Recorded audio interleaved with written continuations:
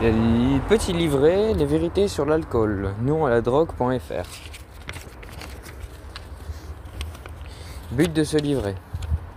On parle beaucoup de la drogue dans le monde, dans la rue, à l'école, sur internet et à la télévision. Certaines choses sont vraies, d'autres non. Ce qu'on entend sur la drogue vient souvent de ceux qui en vendent. D'anciens dealers ont avoué qu'ils auraient dit n'importe quoi pour vendre de la drogue à leurs clients. Mais qu'en est-il de l'alcool ? Est-ce véritablement une drogue ? Après tout, c'est légal et ça fait partie de la vie sociale, étant même recommandé par certains médecins comme bon pour la santé en petite quantité. Dans les études que nous avons menées, l'alcool est en haut de la liste des substances que les jeunes les plus susceptibles de prendre et qui leur causent des problèmes. Comme il tue beaucoup de jeunes, plus que toutes les autres drogues combinées, il s'agit de la substance qui inquiète le plus les parents. Ne soyez pas dupes. Vous avez besoin d'informations factuelles pour éviter de devenir toxicomane ou pour éviter vos amis à ne pas prendre de drogue. Ce livret vous est destiné. Votre opinion sur les sujets nous intéresse. Dites-nous donc ce que vous en pensez. Vous pouvez visiter notre adresse drugfreeworld.org, nonaladrogue.fr, pour nous envoyer un email à l'une des adresses au dos du livret. Avertissement, ce livret met l'accent sur le danger de la consommation de certaines drogues. L'intention n'est pas de procurer au lecteur un conseil d'ordre médical, ni de le dissuader d'avoir recours à un traitement médical. Qu'est-ce que l'alcool ? L'alcool est une drogue. Il est classé comme un calmant, c'est-à-dire qu'il ralentit les fonctions vitales, provoquant de la difficulté à articuler, une mauvaise coordination des mouvements, une perception faussée et une incapacité à réagir rapidement. Quant à la façon dont l'alcool affecte le mental, il faut savoir qu'il s'agit d'une drogue qui réduit l'aptitude d'une personne à penser de manière rationnelle et qui modifie son jugement. Bien que l'alcool soit classé comme calmant, l'effet obtenu dépend de la quantité consommée. La plupart des gens boivent pour obtenir un effet stimulant. Par exemple, un verre de bière ou de vin pour se détendre. Mais si une personne consomme plus que ce que le corps peut supporter, elle peut subir l'effet déprimant de l'alcool. Elle commence à se sentir stupide ou à perdre toute coordination et tout contrôle. L'overdose d'alcool cause des effets calmants bien plus graves encore. L'incapacité à ressentir la douleur, stade de toxicité où le corps vomit le poison, et finalement l'inconscient ou pire, le coma ou mort par overdose toxique grave. Ces réactions dépendent de la quantité consommée et de la vitesse à laquelle la consommation a lieu. Il existe différentes sortes d'alcool. L'alcool éthylique, éthanol, le seul alcool utilisé pour les boissons, est produit par la fermentation de grains et de fruits. La fermentation est un procédé chimique par lequel la levure agit sur certains ingrédients présents dans la nourriture, créant de l'alcool. Teneur en alcool. Les boissons fermentées comme la bière et le vin contiennent entre 2 et 20% d'alcool. Les boissons distillées ou les liqueurs contiennent entre 40 et 50% d'alcool. Ou plus, la teneur en alcool de chaque boisson est habituellement bière 2 à 6%, cidre 4 à 8%, vin 8 à 20%, tequila 40%, rhum 40% ou plus, brandy 40% d'alcool ou plus, gin 40 à 47%, whisky 40 à 50%, vodka 40 à 50%, liqueur 15 à 60% d'alcool. Boire et conduire. En France, l'alcool est la principale cause de décès chez les jeunes entre 15 et 24 ans. 27% des conducteurs tués sur la route. Il représente aussi un danger considérable pour la santé publique. L'alcool est présent dans 15 à 20% des accidents industriels, 40% des crimes et délits et 80% des actes de violence dans les couples. L'alcool est la drogue la plus inquiétante pour les dommages qu'il cause et le coût social qu'il entraîne. L'alcoolisme représente, en matière d'absentéisme, une perte de production et de frais médicaux, un montant global pour la société de 17,6 milliards d'euros par an. Un conducteur sous l'influence de l'alcool court au moins 11 fois plus de risques d'être tué qu'un conducteur qui n'a pas bu d'alcool. Pour beaucoup de gens, ce ne sont peut-être que des statistiques choquantes. En revanche, pour les familles et les amis des victimes de jeunes conduisant en état d'ivresse, chaque chiffre représente une vie perdue. L'alcool fausse le jugement des perceptions. Les personnes dans l'influence de l'alcool reconnaissent que leur temps de réaction est plus long lorsqu'elles n'ont pas bu et qu'elles prennent le risque qu'elles ne devraient pas dans leur état normal. Trop souvent, ces risques sont fatals. Comment la drogue affecte-t-elle le corps ? L'alcool se passe dans le sang par l'intermédiaire de petits vaisseaux sanguins, à travers les parois de l'estomac et de l'intestin grêle. Quelques minutes après avoir bu, l'alcool va de l'estomac au cerveau où il produit rapidement des effets, ralentissant l'activité des cellules nerveuses. Environ 20% de l'alcool est absorbé par l'intermédiaire de l'estomac. Les 80% restants sont absorbés par l'intermédiaire de l'intestin grêle. L'alcool est également transporté par la circulation sanguine vers le foie qui élimine l'alcool du sang par un procédé appelé la métabolisation, où il est converti en substance non toxique. Le foie peut seulement métaboliser une certaine quantité à la fois, laissant un surplus en circulation dans le corps. Ainsi, l'intensité et l'effet sur le corps est directement lié à la quantité consommée. Quand la quantité d'alcool dans le sang dépasse un certain niveau, le système respiratoire ralentit nettement et peut entraîner le coma ou la mort, car l'oxygène ne parvient plus jusqu'au cerveau. Les jeunes et les adultes, quelle est la différence ? Le corps d'un adolescent ne tolère pas l'alcool de la même manière que celle d'un adulte. Boire est plus nocif pour les adolescents que pour les adultes, parce que le cerveau se développe encore pendant l'adolescence et leur vie de jeune adulte. Boire pendant cette période critique de croissance peut entraîner des dégâts permanents sur les fonctions cérébrales, en particulier la mémoire, la capacité motrice et la coordination. Selon les études réalisées, un jeune qui commence à boire avant l'âge de 15 ans court 4 fois plus de risques de développer une dépendance à l'alcool que ceux qui commencent à boire après 21 ans. Pour certains adolescents comme Samantha, boire peut être une solution à des problèmes auxquels ils ne peuvent pas faire face. À l'âge de 13 ans, mes amis se moquaient de moi lorsque je ne buvais pas. J'hésitais parce que je ne pouvais plus facilement m'intégrer au groupe, j'étais malheureuse et je buvais pour m'évader. Je suis sortie de moins en moins et donc j'ai commencé à perdre mes amis. Je me sentais seule, plus je buvais. J'étais violente et incontrôlable, je ne savais jamais ce que je faisais. Ma famille s'était déchirée à cause de moi. Chassée de la maison à l'âge de 16 ans, elle était sans foyer, a commencé à mendier de l'argent pour acheter de l'alcool. Après des années d'abus d'alcool, les médecins lui ont dit que les dommages que ça à sa santé étaient irréparables. J'avais seulement 16 ans, mais mon foie était très endommagé et j'ai failli me tuer avec tout cet alcool. Samantha. Le phénomène du binge drinking.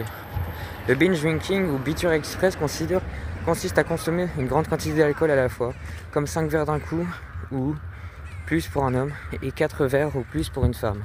En France, entre 2004 et 2007, le nombre de jeunes entre 15 et 24 ans hospitalisés à cause de consommation excessive d'alcool a augmenté de 50%.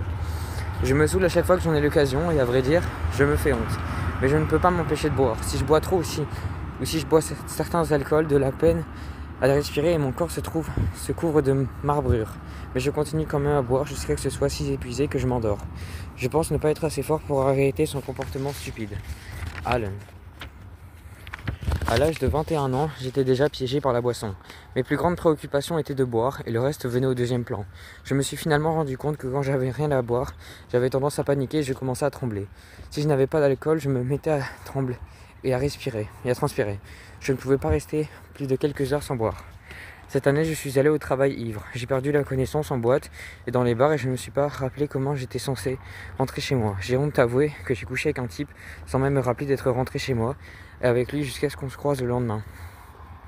J'ai détruit mes relations avec 2 petits copains parce qu'ils ne supportaient pas que je boive autant d'alcool passé devant eux. Mes parents sont très tristes de voir leur fille se détruire sans raison apparente. Jamie. Qu'est-ce qu'on entend par alcoolisme ? La dépendance à l'alcool est caractérisée par 4 symptômes. Manque, forte envie de boire ou compulsion à boire.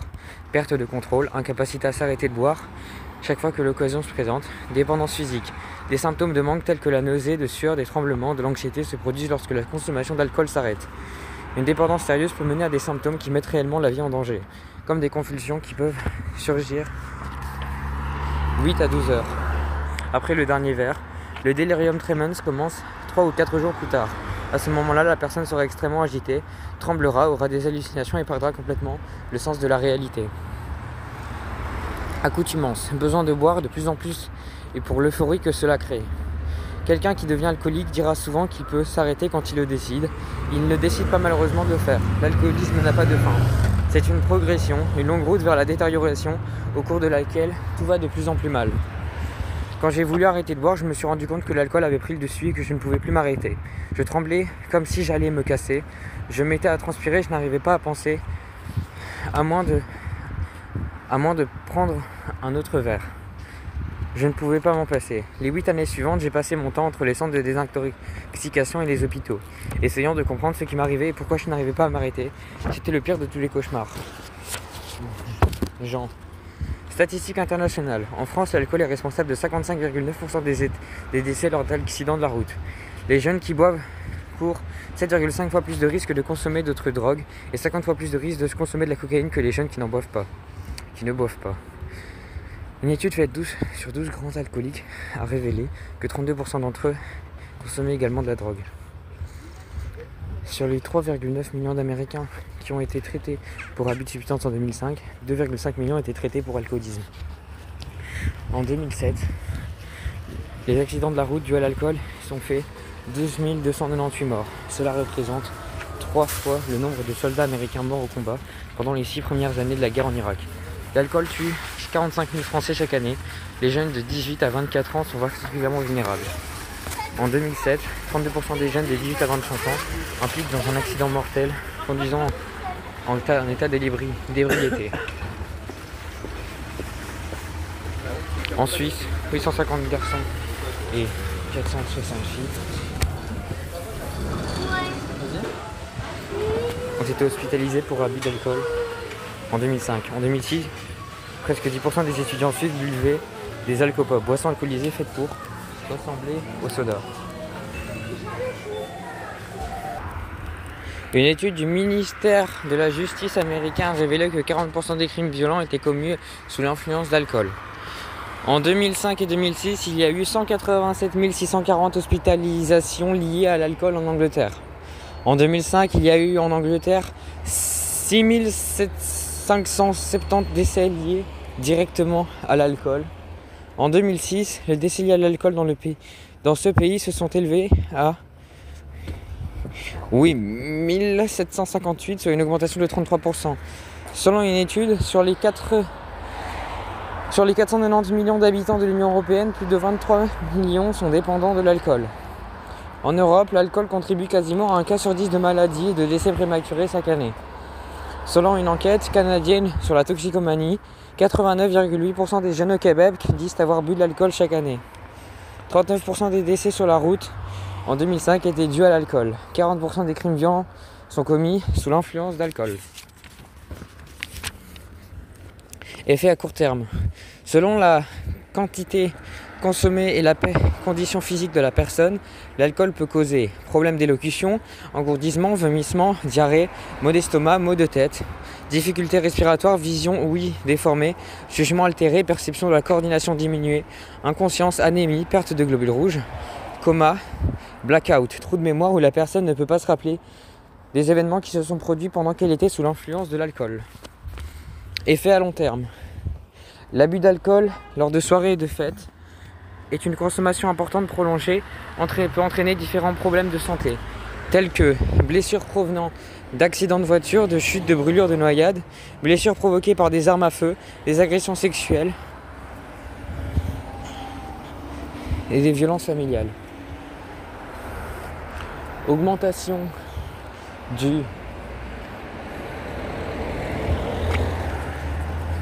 du nombre d'accidents sur le lieu de travail et chute de la productivité, multiplication des problèmes familiaux et des ruptures, intoxication éthylique, hypertension, crise cardiaque et autres maladies du cœur, affection hépatique, lésions nerveuses, problèmes sexuels, dommages permanents au cerveau, carence en vitamine B1 qui peut mener à des troubles caractéristiques par la manie, l'apathie, l'amnésie, l'apathie et la désorientation, ulcères, gastrite, inflammation des parois de l'estomac, malnutrition, cancer de la bouche et de la gorge. Ma dépendance s'est créée progressivement et avant que je me rende compte, je buvais aussi le matin et l'après-midi. J'ai décidé d'arrêter de boire, je me suis resté éveillé la majeure partie de la nuit et à midi le jour suivant, chaque os de mon corps était douloureux. Dans la panique totale, je me suis nerveusement versé un verre de gin. Mes mains tremblaient tellement que j'ai renversé la moitié de la bouteille. En l'avalant, je pouvais sentir mon martyre diminuer graduellement, puis j'ai compris la terrible vérité. J'étais accro, je ne pouvais plus arrêter. Faille. Les plus jeunes victimes. Lorsqu'il est consommé par des femmes enceintes, l'alcool entre dans le sang, passe par le placenta et entre dans les fœtus, enfants mort-nés. L'alcool peut endommager le fœtus à tout stade de la grossesse, mais c'est encore plus sérieux durant les premiers mois. Il existe un risque d'anomalie à la naissance liée à l'alcool, comme des problèmes de croissance.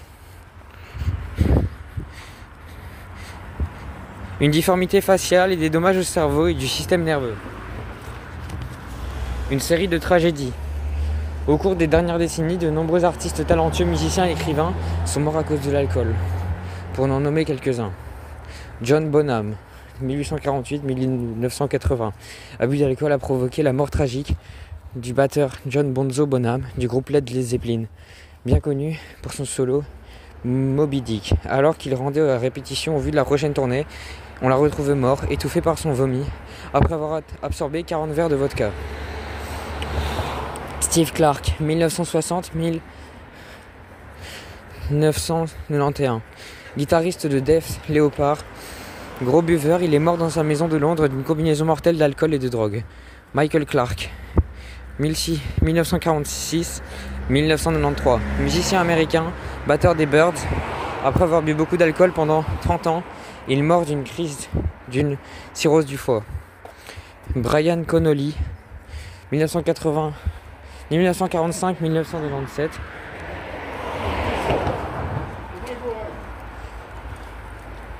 Chanteur de rock écossais et principal chanteur du groupe Sweet. Son problème d'alcool l'a obligé à quitter le groupe en 1798. Il a rejoint à nouveau quelques années plus tard, mais la boisson a endommagé sa santé. Il est mort d'une cirrhose du foie en 1997. Oliver Reed, 1938-1999. Acteur britannique connu pour ses rôles dans Oliver, Woman in Love, Les Trois Mousquetaires et Gladiator. Il est mort d'une crise cardiaque soudaine pendant une pause au cours d'un tournage d'un film Gladiator. Il s'est empoisonné après avoir bu 3 bouteilles de rhum, 8 bouteilles de bière et de nombreux doubles whisky. L'alcool. Le grain fermenté, le jus de fruits et le miel sont utilisés pour faire de l'alcool, alcool éthylique ou éthanol, pendant des milliers d'années. Les boissons fermentées existaient déjà dans la civilisation égyptienne et il existe une trace de boissons alcoolisées remontant à environ 7000 ans avant Jésus-Christ en Inde. Une boisson alcoolisée du nom de soura et distillée à partir du riz était utilisée entre 3000 et 2000 avant Jésus-Christ. Les Babyloniens ont vénéré la déesse du vin en l'an 2700 avant Jésus-Christ. En Grèce, l'hydromel, boisson fermentée à partir de miel et d'eau, est devenue l'une des premières boissons alcoolisées.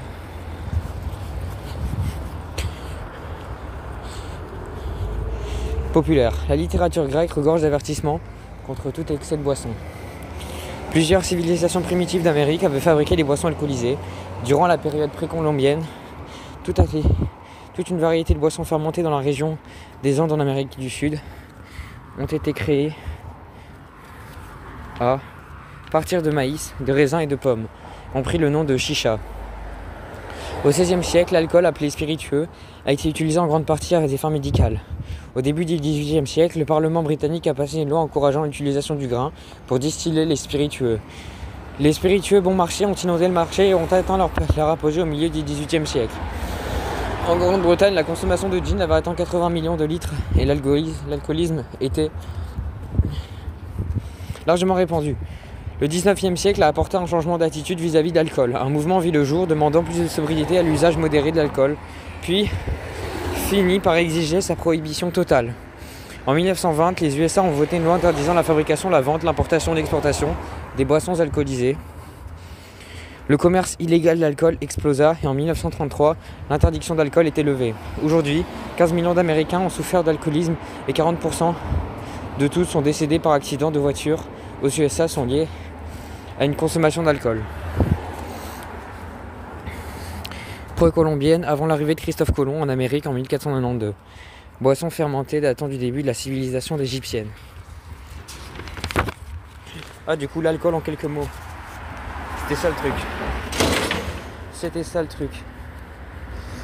Alors, les vérités sur la drogue. Les drogues sont essentiellement des poisons. L'effet dépend de la quantité. Une faible quantité agit comme un stimulant, vous excite. Une plus grande quantité agit comme un sédatif, vous ralentit. Une quantité encore plus grande vous empoisonne et vous tue. C'est vrai que toute drogue, c'est la quantité requise est atteinte pour les effets pour atteindre les effets diffèrent. Mais la plupart des drogues comportent un autre risque. Elles affectent directement le mental. Elles peuvent modifier la perception qu'a l'utilisateur par rapport à ce qui suit autour de lui.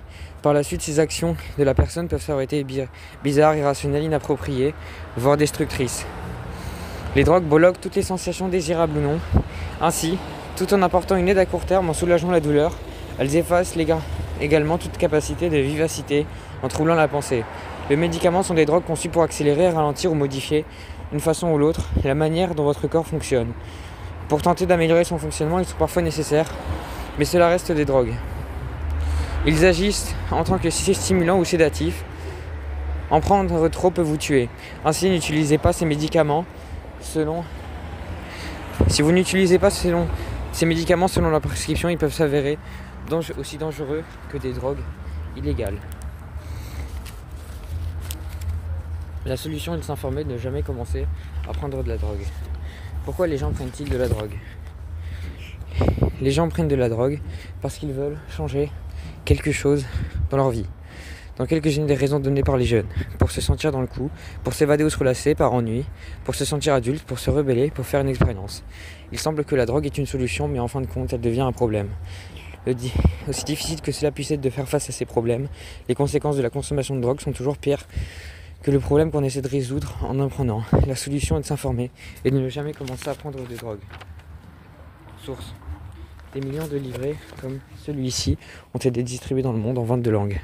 Au fur et à mesure que de nouvelles drogues apparaissent et que l'on découvre leurs effets, les livres existants ont été mis à jour et de nouveaux sont créés. Des livrets sont publiés par la fondation For a Drug Free World, association d'intérêt général à but non lucratif, basée à Los Angeles en Californie. La fondation fournit des documents d'information, des conseils et coordonne la prévention à travers ses différents réseaux. Elle travaille avec des jeunes, des parents, des éducateurs, des associations et des agences gouvernementales. Tous ceux qui veulent aider les gens à mener une vie sans danger. Ce que vous devez savoir. Ce livret fait partie d'une série de brochures d'informations sur les drogues les plus courantes comme le cannabis, l'alcool, la drogue de synthèse, l'ecstasy, la cocaïne, le crack, le crystal meth, la méthamphétamine, les drogues par inhalation, l'héroïne, le sida ainsi que la drogue sur l'ordonnance. Muni de ces informations, le lecteur peut prendre une décision pour mener une vie sans drogue. Pour plus d'informations, pour obtenir d'autres exemplaires de ce livret ou d'autres livrets de cette série, contactez Foundation for a Drug Free World, 1626 Wilcox Avenue, Los Angeles. En Belgique, en France, en Suisse, au Canada. Voilà, finito pipo, petit livre sur l'alcool. Des familles, hein.